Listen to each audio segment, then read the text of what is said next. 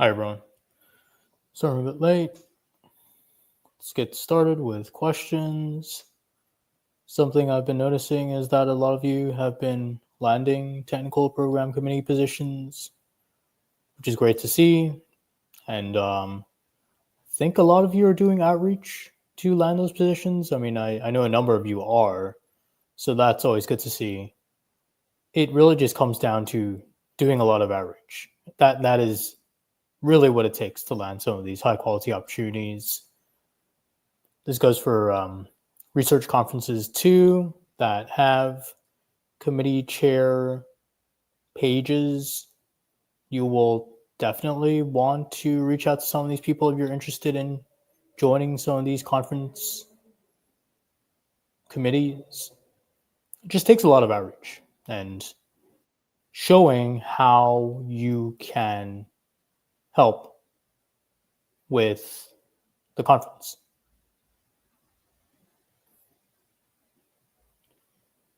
Anyone have questions? Feel free to start asking questions.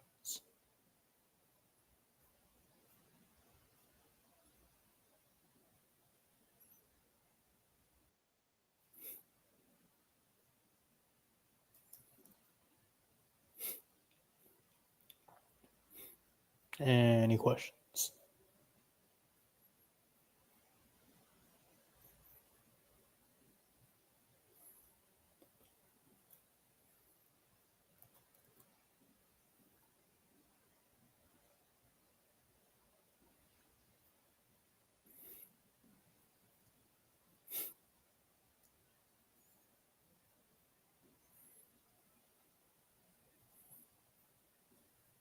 Yeah, it's Caesar. So your question, speaking opportunities can help with final merits, especially if they show that you have a level of expertise that affirms your argument that you've risen to the top of your field, especially if you're speaking at some of the most prestigious conferences in your field. That can definitely help with final merits. It could help with critical role as well, because again, you're saying that you have this level of expertise that helps. You have this level of expertise that makes you one of the top professionals in your field, and you're only getting recognized for this expertise by getting invited to some of these top conferences. Any latest recommendation for peer review opportunities, please share.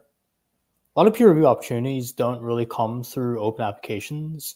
I know some organizations have open reviewer applications like IET, but if you want to land peer reviewer positions consistently, it's just going to come down to probably reaching out to a lot of companies, probably not companies, probably reaching out to a lot of conferences that have committee chairs that are looking for reviewers. So how you can find those conferences is you can go on IEEE's calendar or ACM's calendar, their conference calendars, and then just look for some of these upcoming conferences that have the names of committee chairs listed, reach out to them, show that you can help as a reviewer, that you have the expertise to review submissions. That is what you want to be doing to get peer review opportunities, potentially. It's just going to take a lot of outreach. Rarely do these opportunities just come up just through applications. I mean, there are some application forms floating around. I have found a couple of them, but generally speaking, just comes down to doing a lot of outreach. Got a question for EB-1A. Let's say you're a software engineer. Would contributing to a data science and cybersecurity help your overall petition?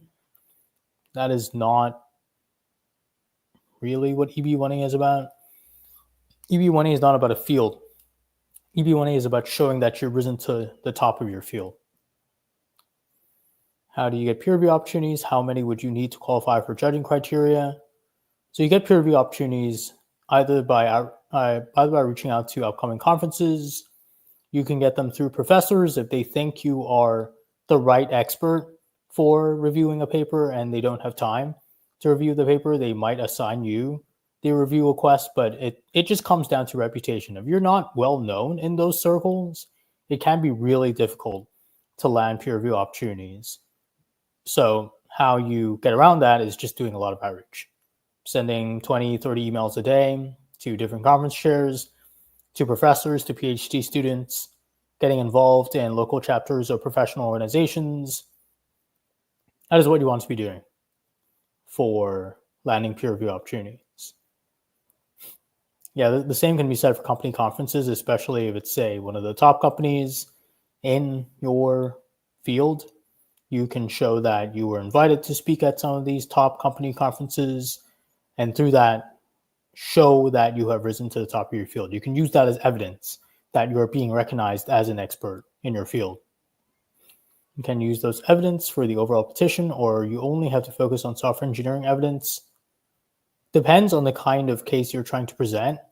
Some people have worked in all of the domains that you have listed, and as a result can claim possibly some sort of hybrid field or some sort of like problem they help solve through their involvement in all those domains you mentioned. That's something you could present as a case narrative. It just depends on your case narrative. Anyone else have questions?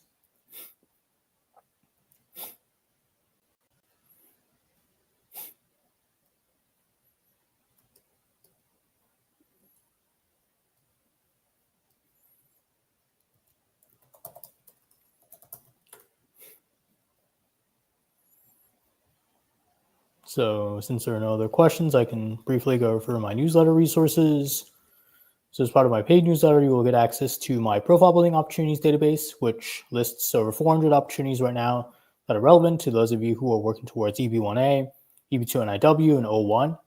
These are opportunities that are starting points, essentially, for those of you who are profile building. They've been categorized by criteria, and I regularly add to this database.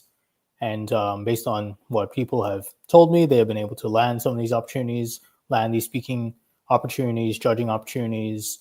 A lot of these opportunities are coming up, so I continually add upcoming opportunities to this database. Something else you will get access to is my video resources as part of my newsletter. I will also be adding another video resource this week. It is a recorded conversation with someone in my group who got approved for EB-1A and O1. So it's just a recording of her answering questions that a lot of you have been asking me. So she was able to claim critical role, for example. So a lot of you have asked me, like, how do you strengthen your critical role claim? How do you collect evidence for that? Those are just some of the questions that will be covered in this recording that you will be able to find as part of my newsletter, which you can get access to, get access to these resources as a paid subscriber of my newsletter, which is $12 per month. You will also get access to some other resources like my reviews of AO decisions. These are reviews of decisions where USCIS goes into their initial reasoning for denying an EB-1A, EB-2NIW, and O1 petition. So you just know about some of the things that could get questioned.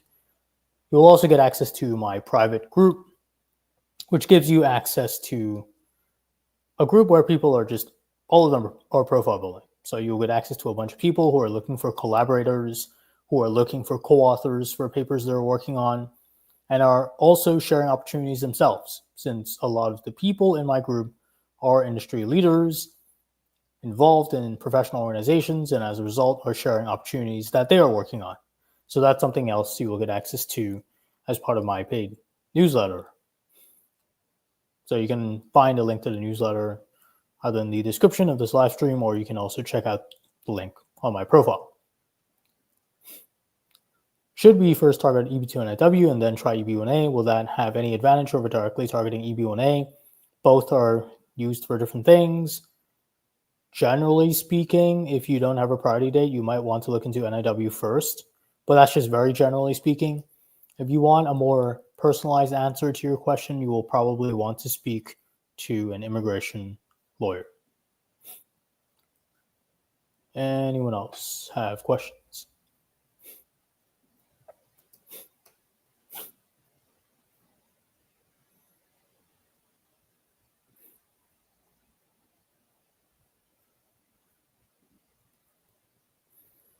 Any other questions?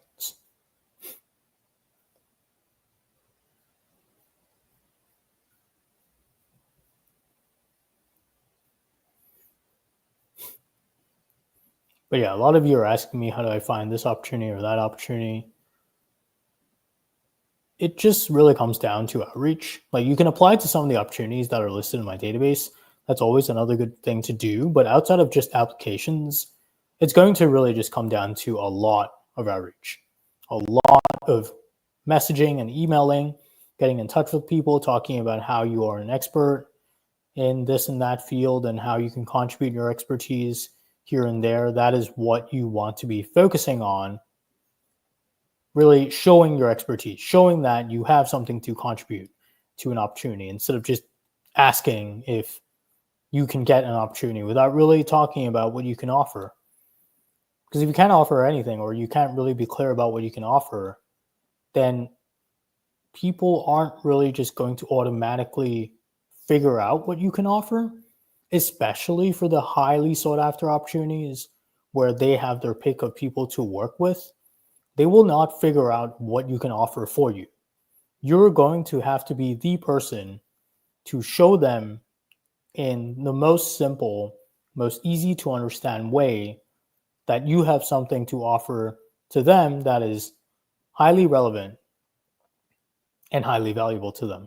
Because if you can't show that, then they'll just go to someone else who can. And it's not like you're just going to know how to do outreach after like a couple of days of sending like 20, 30 emails. It might take like 2-3 months of sending like 20, 30 messages every single day. That's how long and how much outreach you have to do if you want this to pan out, if you want to be landing some of these opportunities, especially the most prestigious ones, which come through referrals and not really just through applications. Anyone else have questions?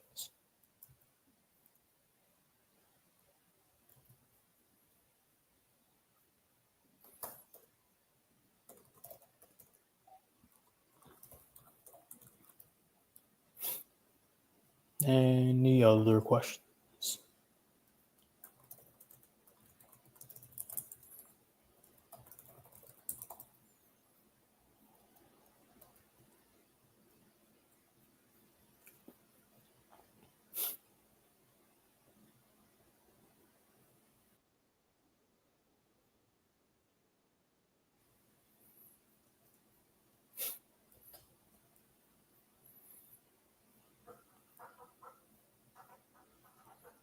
Something else that I've been doing is I've been targeting the chapter leads of local local organizations, not local, but professional organizations. I've been targeting local chapter leads of those organizations. So today I got in touch with another major AI organization that I will be speaking with next week. They have a lot of events and they're one of the top AI organizations. It just comes down to doing a lot of outreach. So something that you can also do is make your outreach more targeted. Focus on people who are involved in the highest levels of professional development in your field. And if you don't know who those people are and what those organizations are, try to figure it out by talking to people who are always involved in professional activities. You can go and talk to these people probably at work, because you probably come across a lot of people at work who are maybe highly involved in your field or their field. Ask them how they get involved. Like, what organizations do they join? That sort of thing. Can you speak on independent references? So independent references are references from people who have no personal affiliation with you, have probably never worked with you, have no personal knowledge of their work, of your work, and they tend to be there just to provide an independent overview of your claims and the evidence you present to back up those claims. So sometimes these references are from professors, from industry experts, and they talk about your background and whether the claims you have made about how you've risen to the top of your field, for example, really do make sense based on the evidence you have presented. For EB-1AW, it is, as you're probably asking here, for EB-1AW, it's whether you say your proposed endeavor is important because of this massive problem in the US.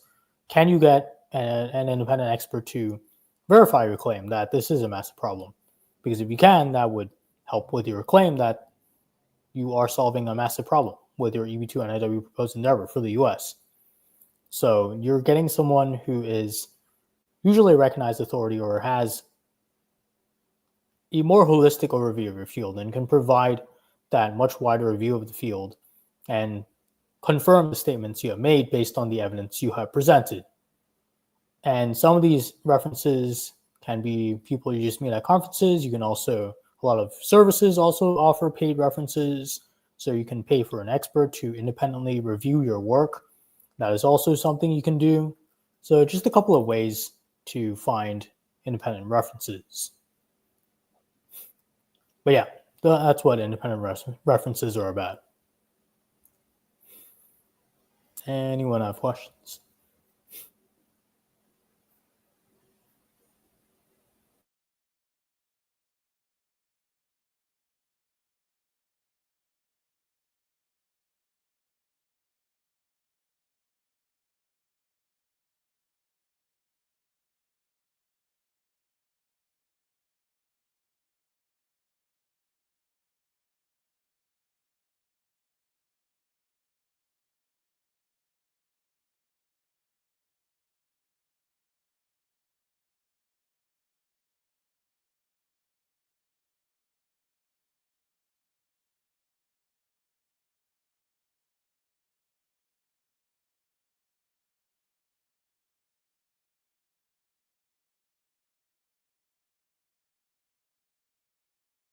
Any other questions? Something else that has come up is people have been asking me about how to strengthen the final merits of their profile. You need to understand what it means to have strong final merits. And that means showing that you have risen to the top of your field based on the evidence you have presented. That is what you need to be doing for strong final merits. You need to show that based on what you have done, based on what you have presented, all of that indicates that you have risen to the top of your field. Because if you don't, you won't have strong final merits.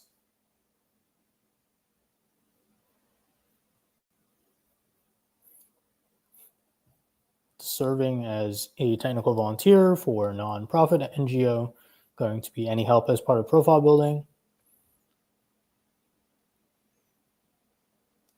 It's depends on whether it's relevant to your profile, but if it is not, then most likely no.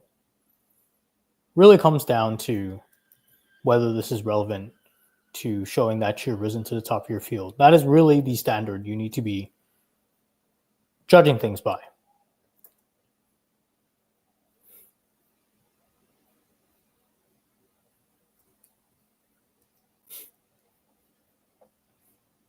Generally speaking, volunteering doesn't really count towards profile building in general, but it can be a way for you to meet more top professionals in your field. That is definitely a way to meet more top professionals in your field, and as a result, get referred to more high quality profile building opportunities that show that you've risen to the top of your field. That's really where volunteering helps. But as an activity in itself, unless you're like volunteering to be like the CEO of like a massive company or something like that, or like you are the CEO of like the top nonprofit in your field, it's probably not going to be that helpful. Can working on a product that's used by various organizations be considered for original contributions? Possibly, but you're going to have to show that you yourself made contributions to your field as an individual that have impacted these organizations, and that what you have contributed is being commercially used in some way.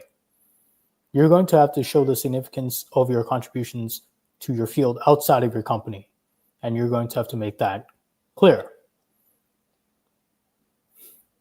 Anyone else have questions?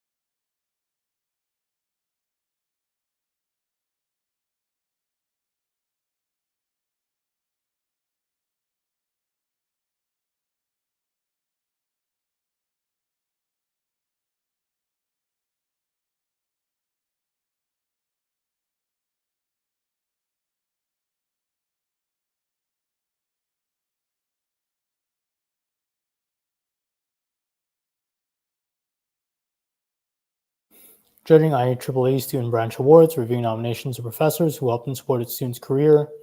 FYI, I'm in tech. Will that add any value to judging opportunity? Most likely no, because you're judging the work of students. Students are not considered as professionals in your field. That is generally the stance that USCIS takes, and that's why a lot of college hackathons, for example, are not as useful as, say, judging the work of industry-focused hackathons, like reviewing the work of startups, reviewing the work of startup products, like that sort of thing. Is getting LORs from these organizations be okay? What kinds of organizations? How many would suffice for EB-1A? Most likely 5 to 8 reference letters in general. Does giving an invited talk at a university for their CS department grad students going to help? If it's a very prestigious university, possibly, but again, showing it's not the most useful evidence to show because you are showing that you're being recognized by grad students. So unless it's like one of the very top universities, but even then it's like student evidence. It's like student-focused evidence. And when you're showing that you're being recognized by students who are not really considered as professionals in your field, you aren't really showing that you've risen to the top of your field.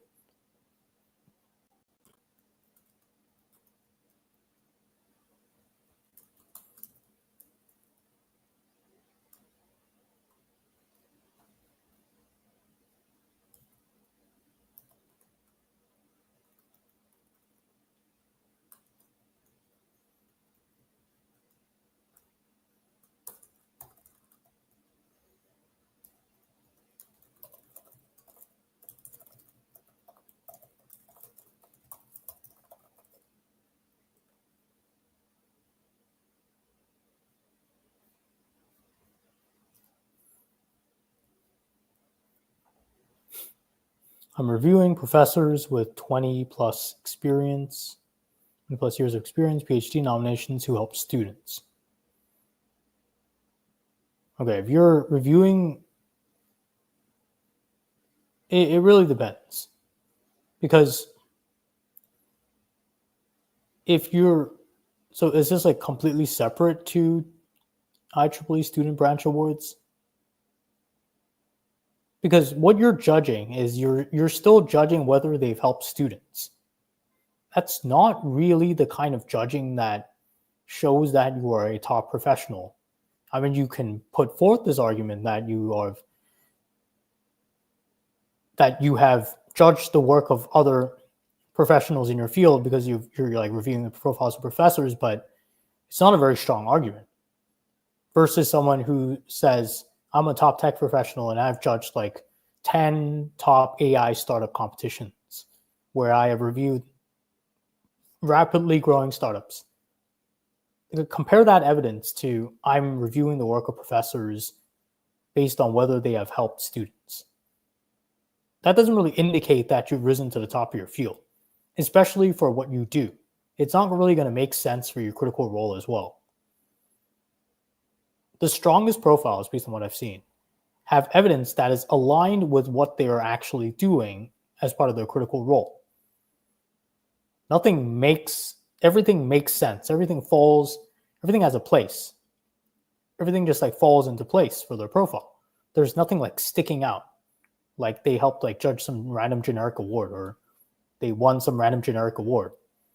No, it's like they're always there with the big names. Or there's an explicit focus of what they're doing. It's not like they just kind of like pulled like random activities together and try to like mold things into the criterion. Like you can do that, sure, but you might get questioned. Like a lot of questioning just comes from activities that don't really make sense. That's just something, if you want to avoid, just make sure you're actually doing activities that show that you're risen to the top of your field and that show that you are a top professional in your field. Don't go for activities that don't really make sense for your profile. That if just a top professional in your field in general was to look at your activity, would they say, oh, this actually shows that you are a top professional in your field with this expertise? Or would they not know why you included that activity in the first place? Would they say, oh, like this doesn't really show anything? Like to me, it doesn't show you're like a top think you said like 20 years of experience. Let me pull up what you said. But yeah, based on my understanding of your profile in Naga, it doesn't really show that you are a top professional in your field. Is what could happen if someone was to question you on your judge role criterion. Follow-up question to my original contribution one, I asked, how do I prove it as an original contribution? Does getting letters of recommendation higher up in the organizations that use the product I worked on be okay? Yeah, that could be good. Getting people high up in the companies that have used your product to talk about the commercial implications of that product could be good. Getting them to identify your particular contribution could also be helpful. Just a couple of things to keep in mind. But yeah, definitely letters of recommendation, like reference letters. Anyone else have questions?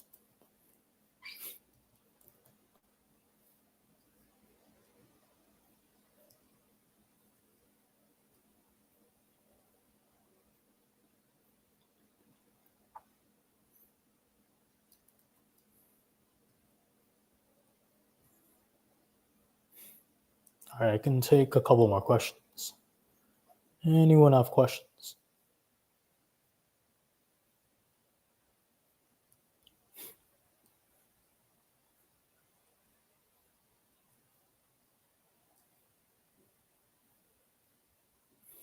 Does delivering an invited talk to graduate students at a university's computer science department add value to my EB-1A? I think this was asked already. Not really. Whether invitation to join membership is a requirement to satisfy the membership criteria, that is really not what the membership criterion is about. Membership is about showing that the membership requires its members to have outstanding achievements. That has to be a hard requirement. If you can't show that, then the membership doesn't really count towards the membership criterion. It can be invitation-based. It can be something you just apply for. Both work. Doesn't have to be invitation-based. If it's invitation-based, you better show that the member selection and invitation criteria shows that outstanding achievements are required as a requirement of membership. That is something you're going to have to show for the membership criterion. And it's something you're going to have to define on your own. There's no specific standard definition of outstanding achievements, which is probably why membership is difficult to claim in general. Although it can really help if your memberships are legitimate and actually make sense.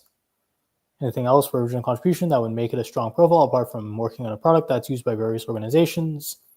Well, you need to show some numbers around what it means for your product to be used by various organizations.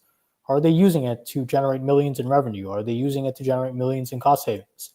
Talk about the implications of the usage of your product. Maybe there's media coverage around your product, so show that. Maybe the media has taken notice as to the implications of the product you have created. That could also help with original contributions.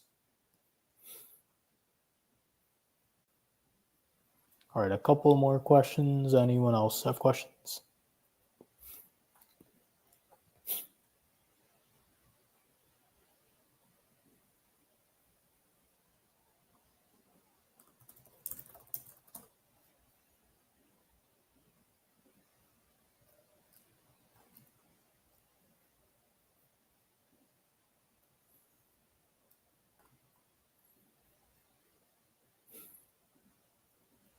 Does peer reviewing Q2 or Q3 journals satisfies good enough peer reviewing?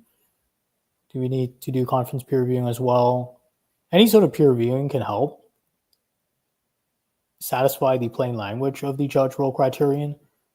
Now, whether it's high quality peer reviewing or not is something you're going to have to pay attention to. If it's for some of the top conferences in your field, and you can just say that it indicates that you have a high level of expertise and that you're recognized even in the research areas of your field, that could be strong evidence for judging and possibly even final merits. But yeah, peer reviewing just tends to be strong judging evidence.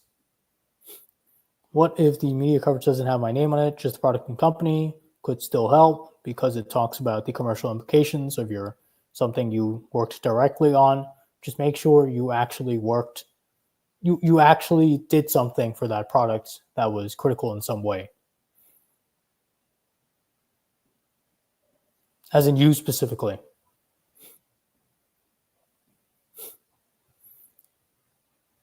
Anyone else have questions?